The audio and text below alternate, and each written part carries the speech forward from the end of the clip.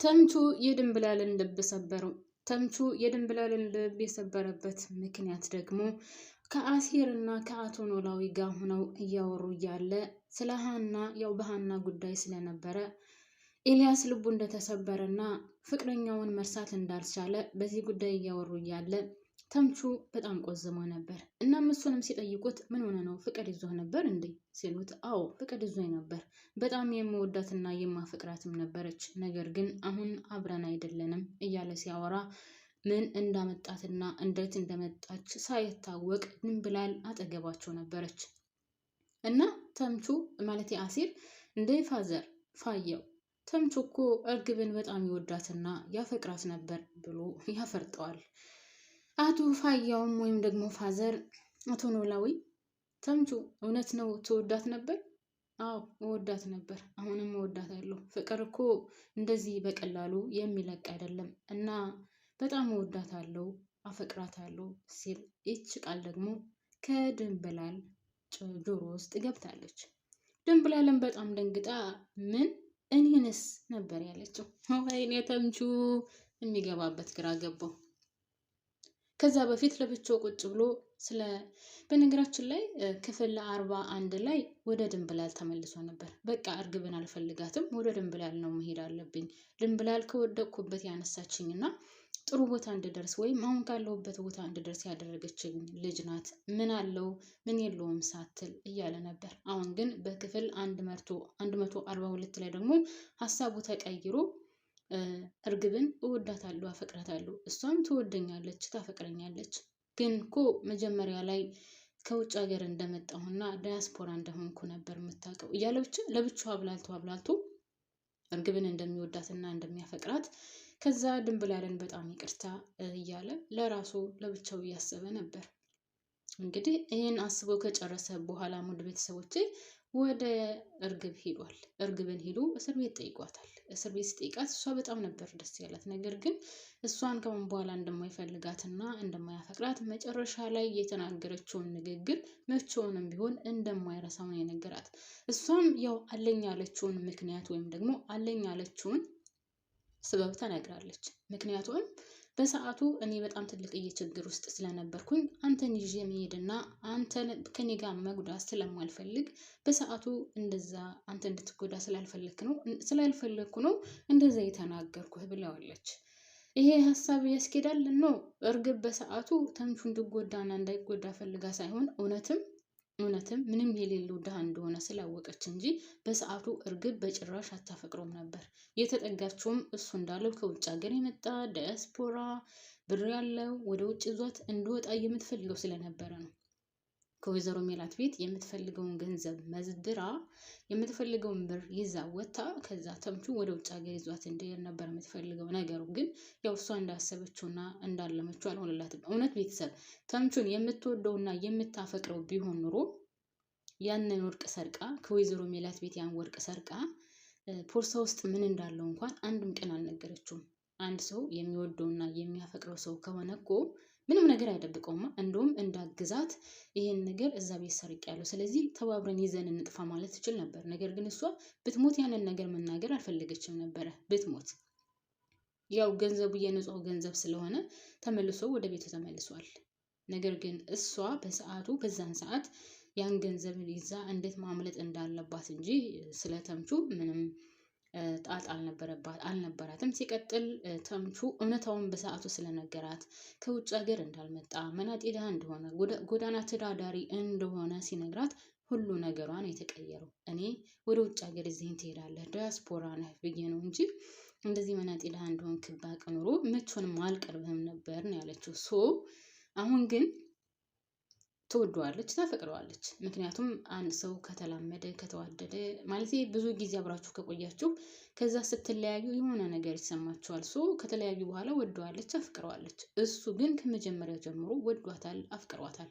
እዛ ቤት ሲገባ ወይም ደግሞ ከእርግብ የሆነ ነገር ሊሰልል ሲሄድ ይሄ ነገር ይፈጠራል ብሎ አልነበረም። ነገር ግን እሱ ከልቡ ወዷት ነበር። ያም ሆነ ይህ አሁን ወደ እሷ ተመልሷል። ተምቹ ከማጋ መሆን አለበት? ማንን መምረጥ አለበት? እውነት ወደ ድንብላል መመለስ አለበት? ልቡ ወደ ድንብላል ነው የሚያመዝነው። ግን ማለቴ ወደ እርግብ። ድንብላል ግን ልቧ ተሰብሯል። እውነት ልቧ ተሰብሯል። በጣም ነው የምታሳዝነው። በጣም ነው የምታሳዝነው። ለሱ ስትል ብዙ ዋጋ ከፍላለች። ስልክ እንኳን ቀጥታ መደወል ባትችል አንዴ ሀናን ስትጠይቅ፣ አንዴ ማንን ስትጠይቅ፣ ከዛ ሰላም ጋር ስትወጣ ስትፈልግ፣ ምናሴ ጋር ስትወጣ ስትፈልግ፣ ብቻ በንጹህ ልቧ ወዳው ነበር፣ አፍቅረው ነበር። ነገር ግን እንግዲህ ነገርየው ሊሳካ አልቻለም ማለት ነው። ሌላው ውድ ቤተሰቦቼ እንግዲህ ወይዘሮ አስቴር ድንብል ማነው ስሟ እርግብን ልጠይቃት ሄዳ ነበር። እርግብን ልጠይቃት ስትሄድ እርግብ በጣም ነበር የደነገጠችው። ቀና ብላ ማየት አልቻለችም ወይዘሮ አስቴርን። ወይዘሮ አስቴር ምን ሆነሽ ነው? ለምንድን ነው እንደዚህ የምትሆኚው? እኛ እኮ ልንጠይቅሽ ነው የመጣ ነው ስትላት እርግብ ማመን አልቻለችም ነበር። ያው እኔ በዛ ቤተሰብ ብዙ ነገር ስላደረግኩኝ እናንተ ግን እየመጣችሁ ትጠይቁኛላችሁ። በጣም ነው የማዝነው እና ስራ አሳፍሮኝ ነው ብላ እንደውም ካስታወሳችሁ አንድ ጊዜ ወይዘሮ አስቴርን መዛብልታ ገላት ነበርና ልትገላት ሞክራ ነበርና እንደውም የተመካኙ ወደ ሀና ነበርና ያንን ነገርም እውነታውን እኔ ነበርኩኝ እንደዚህ ያደረኩት። ልገልሽ አስቤ የነበረው እኔ ነበርኩኝ።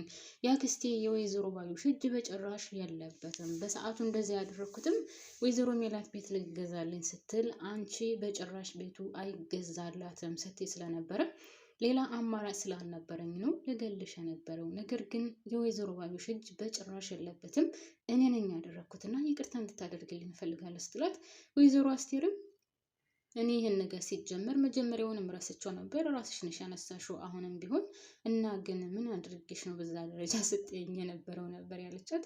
ለማንኛውም እዛ ላይ ይቅርታ አድርጋላታለች ማለት ነው። እኔ በጭራሽ ከአንቺ ምንም አይነት ቂም አልይዝም፣ ነገሮችን መያዝ ወይም ደግሞ ሆድ ውስጥ ማስቀመጥ በጭራሽ አልችልም እና ይቅርታ አድርጌልሻለሁ ብላት ጠይቀዋት ተመልሰዋል ማለት ነው። ከዛ ውጭ እንግዲህ ሜሮን ናት። ሜሮን ፖሊሶቹ ጠርተዋት ነበር። ሜሮንም ፖሊሶቹ ጠርተው እንፈልግሻለን ብለው ያናገሯት። ያው መጨረሻ ላይ አንቺ ባዩሽና ያ ወይዘሮ ባዩሽን የገደላት ሶስታችሁ አውርታችኋል። ስለዚህ በሶስታችሁ መካከል የተከሰተ ነገር አለ፣ እውነታውን ተናገሪ ብለዋት ነበር። ያው ግን እሷ የምታውቀው በነገራችን ላይ እውነት ለመናገር እንደሚገላት አታውቅም ነበር። ወይዘሮ ባዩሽን ጠራችለት። ከዛ እዛ ቦታ ላይ መጣ። ወይዘሮ ባዩሽ ገደላት። ይህ ሰውዬ ከአቶ ቃለአብ ጋር ስለተባባለ እና ስለተነጋገረ እንዴት አድርጎ ማምጣት ስላልቻለ ወይዘሮ ባዩሽን በእሷ ምክንያት አድርጎ አስመጣት፣ ገደላት። የምታውቀው ይሄን ነው፣ ተናግራለች። ግን አንደኛ ተጠርጣሪ አንቺ ነሽ ተብላለች። ምክንያቱም እዛ ስልክ ላይ ቴሌ ሲጠየቅ ወይም ምርመራ ሲደረግበት ከሷና ከሷ ጋር ወይም ደግሞ ከዛ ከገዳዩ ጋር ነው ያወሩት። ስለዚህ ሶስታቸው ናቸው የሚፈለጉት ማለት ነው። እናም እዛ ላይ ለእርግብ ስትነግራት እንደው እጅሽ ካለበት እባክሽን ንገሪኝ፣ አሁንም ለአንድና ለመጨረሻ ልጠይቅሽ፣ እጅሽ አለበት ወይ ነበር ያለቻት። እሷም እኔ የማውቀውን ነገርኩሽ፣ ይህን ጥያቄ ስንት ጊዜ ልመልስልሽ? እኔ እንደሚገላት አላውቅም ነበር። እንደሚገላት ባውቅ ኖሮ እኔ ራሱ ደውዬ ለምን ጥረት አለሁ? ስለዚህ አላውቅም ነበር ነው ያለችው። ያው ለፖሊሶቹም ቢሆን መልሷ ይሄ ነው የሚሆነው። ግን አሁን እኔ የምፈራው እንደው ታውቃላችሁ ቤተሰብ፣ ወይዘሮ ባዩሽን ሳይገላት አቶ ቃለአብ ተብዬው ሰውዬ ወንጀሉ ሳይታወቅበት ወይዘሮ ሜላትን እንዳይገላት ነው። እና ፖሊሶቹ ራሱ ቶሎ ተፍ ብለው አቶ ቃለአብን መያዝ ነበረባቸው። ነገር ግን አቶ ቃለአብን ሊይዙት አልቻሉም። ሰውየው በጣም ኃይለኛ ነው። በዛ ላይ ቤተሰብ ማለት ነው የሚበላው ለብቻው፣ የሚጠጣው ለብቻው፣ ማንም የለውም። በኢየሱስ ስም ደግሞ እኮ እውነት የሆነ ሀብታም እንደሆነ እውነት ድራማ ነው፣ ግን እውነትም ሀብታም እንደሆነ ያስታውቅበታል። የሆነ በቃ ለርል ትልቅዬ ሰው የተከበረ ያው የተከበረ ውስጡን ለቄስ በሚለው ማለት ነው። እና እንደዛ ነው ይመስለው ማለት ባለሀብት መሆኑ ምናምን ወይም ደግሞ ባለሀብት ሆኖ መስራቱ ለሱ ይሄድበታል በጣም ከሚገባው በላይ። እና ያም ሆነ ይህ ውድ ቤተሰቦቼ እንግዲህ ወይዘሮ ሜላት እያደረገች ያለችው ነገር ልክ አይደለም። ከዛ ውጭ ደግሞ እንግዲህ ሰላምዬ እዝራን አግኝታው ነበር። እዝራን አግኝታው ሀና በደውልላት አታነሳም። እና ለምንድን ነው ማታነሳልኝ? ወይም ማትፈልግ ከሆነ ትንገረኝና ቁርጡን ልገላገል። ለምንድን ነው የምትወዘውዘኝ እንደዚህ የምታሰቃየኝ? ስፈልጋት አላገኛትም። እሷ በምትፈልግ ሰዓት ብቻ ነው የምትደውልልኝ። እሷ በምትፈልገኝ ሰዓት ብቻ ነው የምታገኘኝ። እና የማትፈልግ ከሆነ ለምንድን ነው ዝም የምትለኝ? ምናምን ብሎ ተቆጥቶ ነግሯት ስለነበረ ሀኒቹም እንግዲህ ማለት ሰላምዬም ሀኒቹ ጋር መታ ለምንድን ነው እንደዚህ የምታደርጊው? እሱ ይወድሻል፣ ያፈቅርሻል። የማትፈልጊ ከሆነ ለምን እውነታውን አትነግሪውም? በቃ አልፈልግህም፣ ለምን አትይውም ነበር ያለቻት።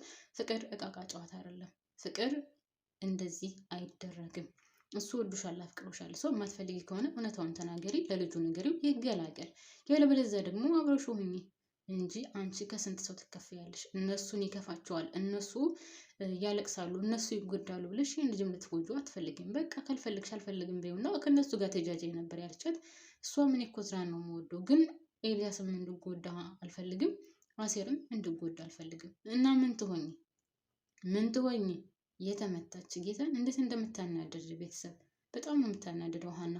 እና እኔ እዚህ ላይ አበቃለሁ። ማሮቼ፣ ውዶቼ፣ ፍቅሮቼ ላይክ ማድረጋችሁን አትርሱ። አመሰግናለሁ አብራችሁን ስለቆያችሁ።